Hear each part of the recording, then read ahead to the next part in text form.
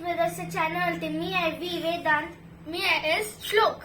तर आमच्या वडोदरामध्ये आता दुसरा दिवस आहे आणि आम्ही चाललो स्टॅच्यू ऑफ युनिटीला. तर तुम्ही आता बघणार आहात लेझर शो. तर चला बघूया.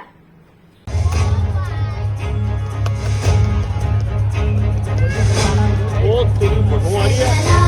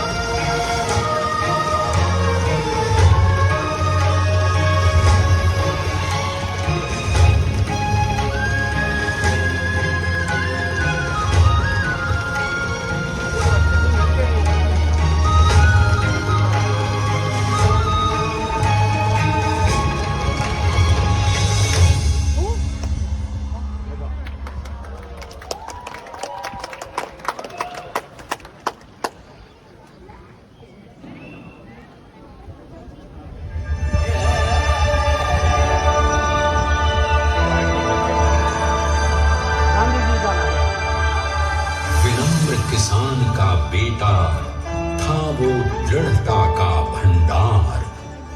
वल्लभ भाई पटेल नाम कहलाता था सरदार. कृषक कार्मिक जनगण से था उसको प्यार अपार. अखिल देश ने उसे रहनुमा किया था स्वीकार. गांधी बापू का शिष्य, सत्य अहिंसा का अवतार. किंतु एक भारत करने को धर लेता हथियार. लौह पुरुष संबोधन था वो लोहे की दीवार. तेज पुंज तुम, शक्तिपीठ तुम, बल का सागर अपरंपार. ऋणी देश का नम्र नमन तुम स्वीकारो सरदार.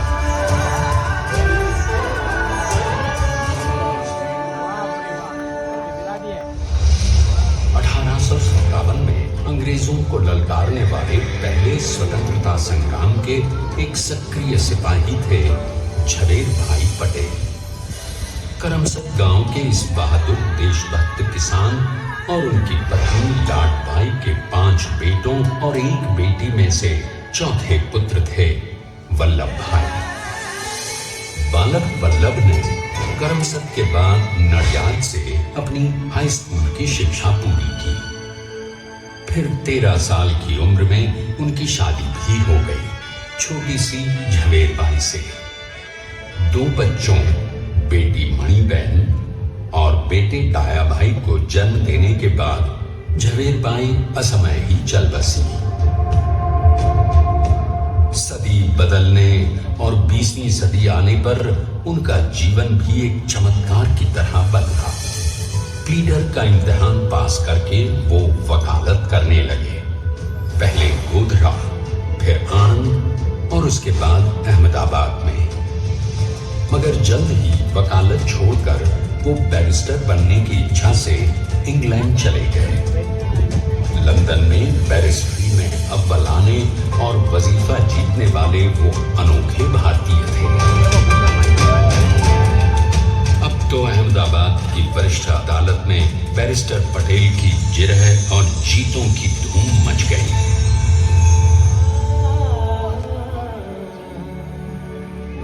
तभी एक युग पुरुष ने वल्लभ भाई के जीवन की धारा ही बदल दी।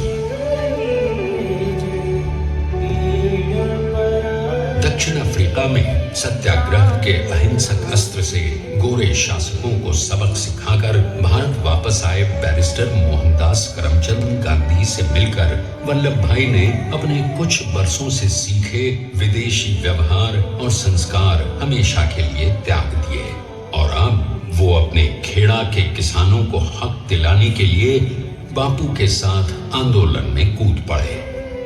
अब उनके पैरों में जूते नहीं, गांव की धूल थी। हृदय में भारत भूमि की शस्य श्यामला धरती। मन में थे गांधी और मस्तिष्क में एक नए स्वतंत्र भारत का सपना।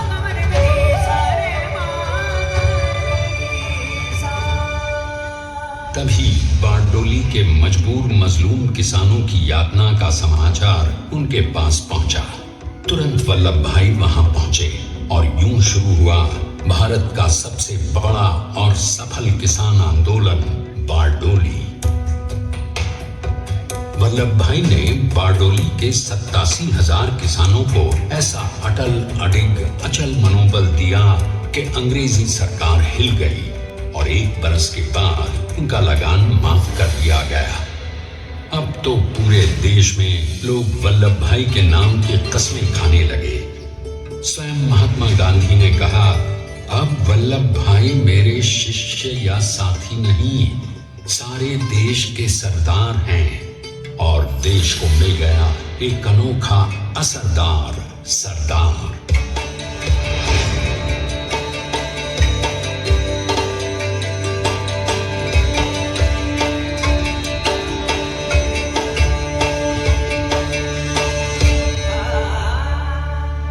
सरदार पटेल के नाम और देशभक्ति से अंग्रेज डर कर कांपने लगे।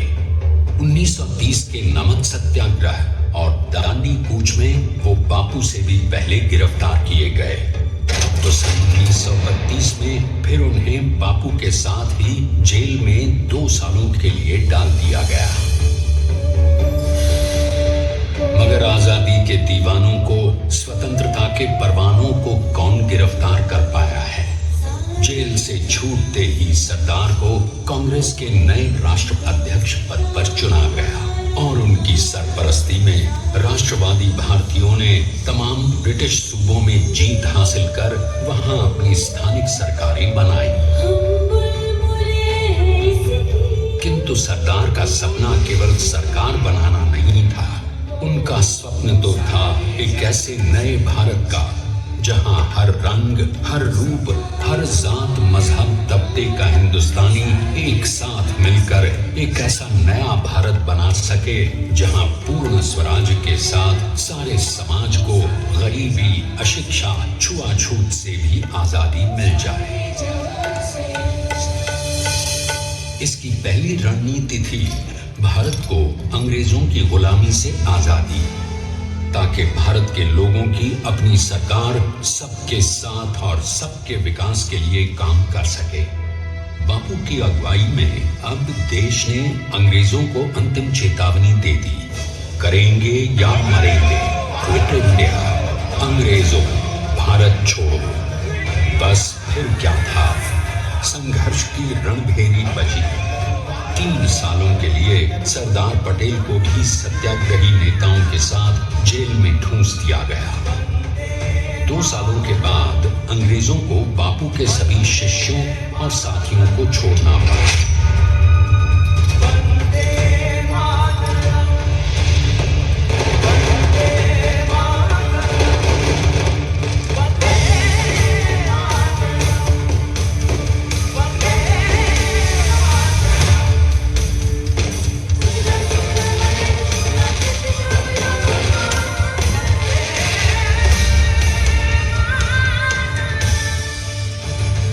स्वतंत्रता के स्वप्न के सच होने के साथ अब सरदार पर कई एक नई जिम्मेदारियां थीं। आने वाली आजादी की तैयारी और एक नए भारत के लिए नए लोकतांत्रिक संविधान की संरचना।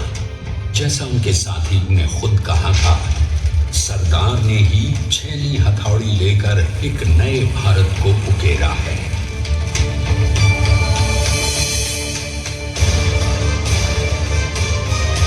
स्वाधीनता तो प्राप्त हुई, लेकिन खंडित भारत में भी उठते विभाजनवादी अंधकार को अभी दूर करना था।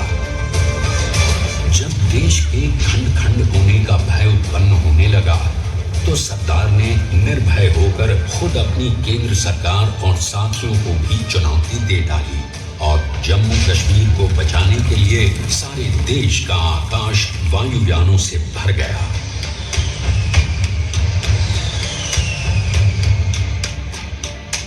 और फिर हैदराबाद और जूनागढ़ के भारत में विलयीकरण को पाकिस्तान से चुनौती मिली। सरदार चाहते थे कि देश की 1 इंच धरती अब और विभाजित नहीं होनी चाहिए।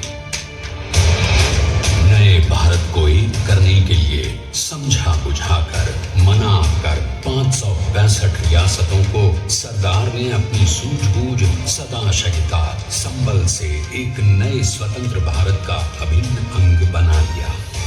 हमारे इतिहास में अखंड भारत के पुरुषार्थ का ये एक महानतम अध्याय है।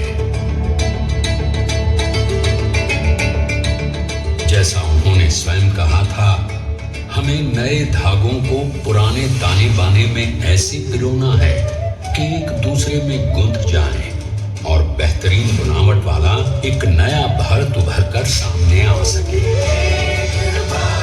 अंततः अपने वज्र दृढ़ संकल्प से एक नया विराट विशाल एक भारत श्रेष्ठ भारत बनाकर दिखा ही दिया सरदार ने।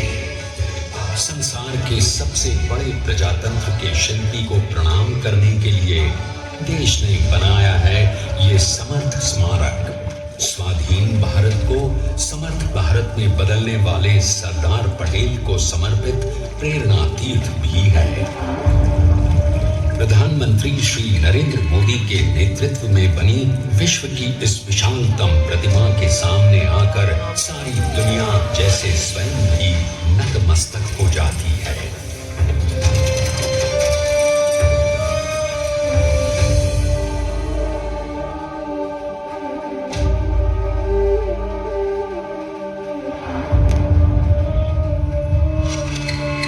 देश को बना गया वो अमित अटल,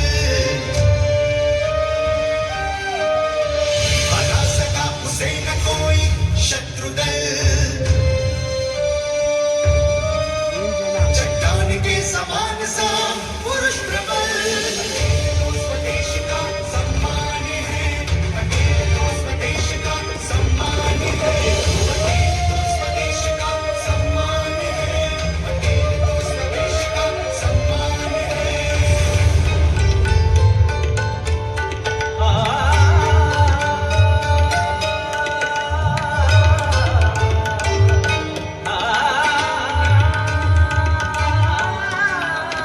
ऊंचाइयां आकाश को छुए हुए,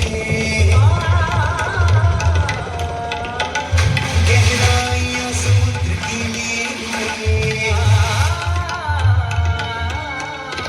कदम अधिक जमीन पर जमे हुए, पटेल अपनी आन बान शान है, पटेल अपनी आन बान शान है, पटेल तो स्वदेश का सम्मान है,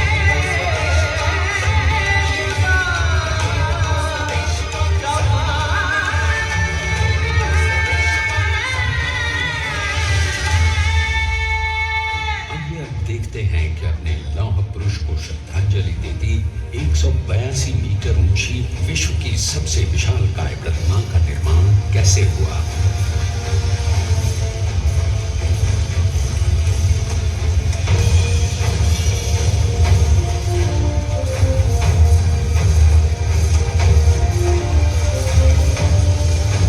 गगन चुंबती इस अद्वितीय अभूतपूर्व प्रतिमा को बनाने के लिए सबसे इससे पहले नदी पर 4,500 क्यूबिक मीटर का ड्राफ्ट बना और फिर सीधा 600 फीट का कंक्रीट का कोर बनाया गया।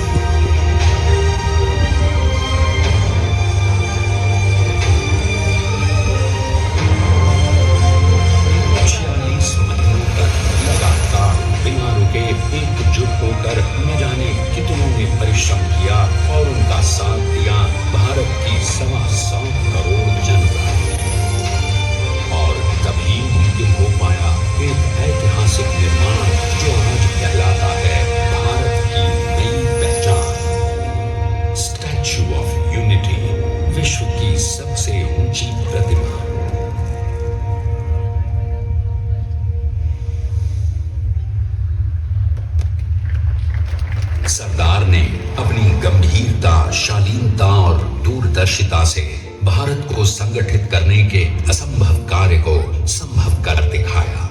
आइए आज हम सब उन्हीं की महिमा में विश्व के सामने एक उदाहरण रखें, क्योंकि ये ही भारत को श्रेष्ठता के मार्ग पर ले जाएगा। हमारा कर्तव्य ये है, हमें निश्चय कर लेना चाहिए कि हमें हिंदुस्तान में जितने लोग हैं सबको मिल मिल के भाई भाई की तरह के रहना है। स्टैच्यू ऑफ यूनिटी एकता की प्रतिमा और श्रेष्ठता का प्रतिबिंब है।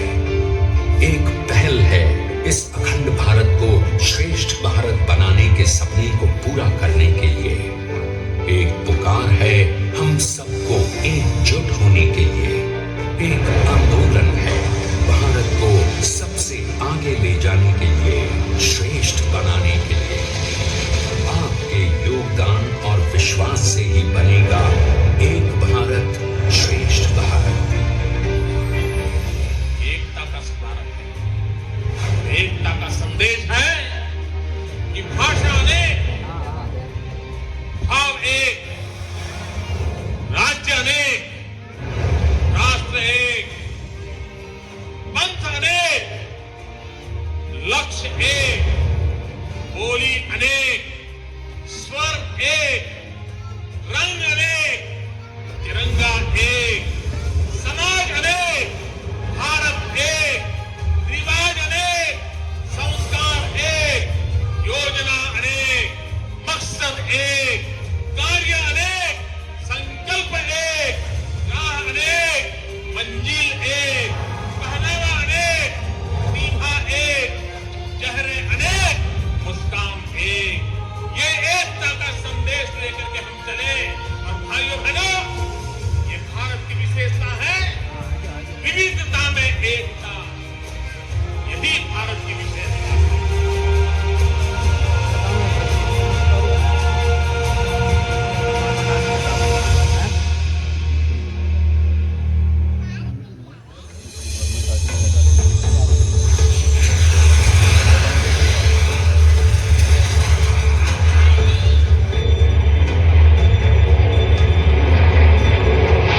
Please stand up for the national anthem.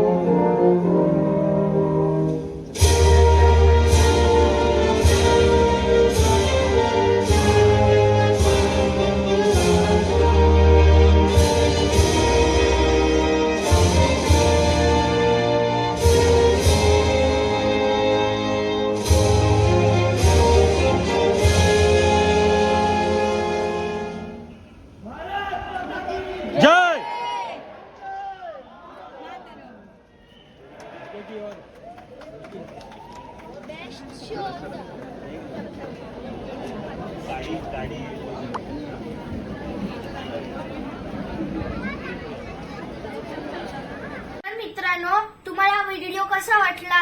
चांगला वाटला असेल तर प्लीज लाईक शेअर सबस्क्राईब जरूर करा. आम्ही मिळू तुम्हाला नेक्स्ट व्हिडिओ मध्ये. तब तक के लिए बाय.